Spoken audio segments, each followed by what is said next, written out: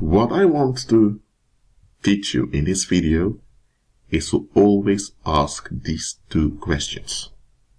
Whenever you're dealing with a movement or whenever there is some shift going on in society near you or where you live. Don't worry about the background of this video. I know it's a picture of a yellow vest protest and I'm using the yellow vest as an example. But let's go to the two questions.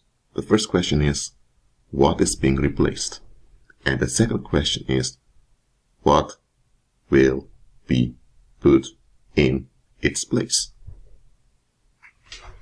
Let me explain. You had this yellow vest movement that began online in May 2018.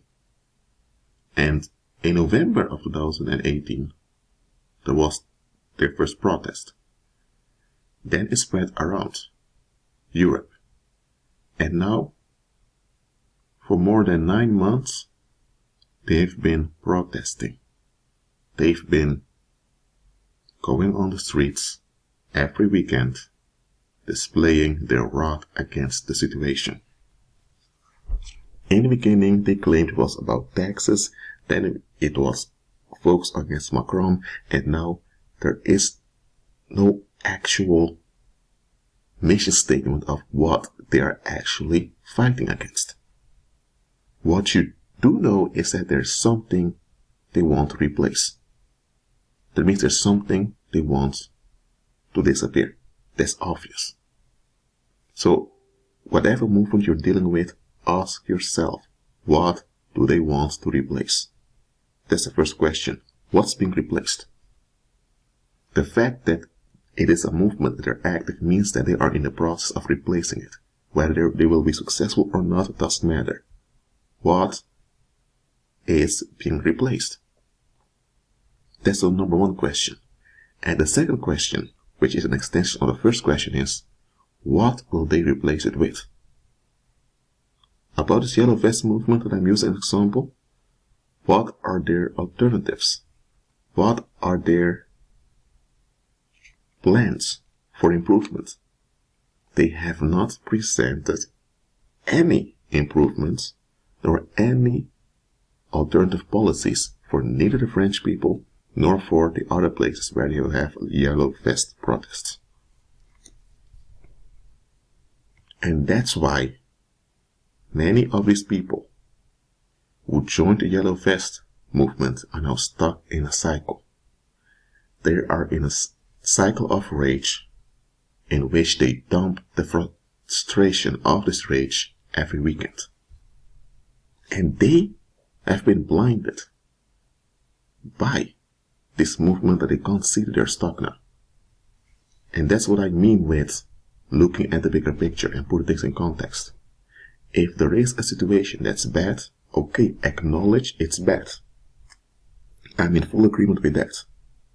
If you want to replace it, okay. That's also good, because you want to do something about it. I'm proud of you that you want to do something about it. But what will you replace the situation with? What are your alternatives? What is your long-term solution? How do you want to achieve that long-term solution? And what are the challenges you need to consider in achieving this long-term solution? Because there will be challenges.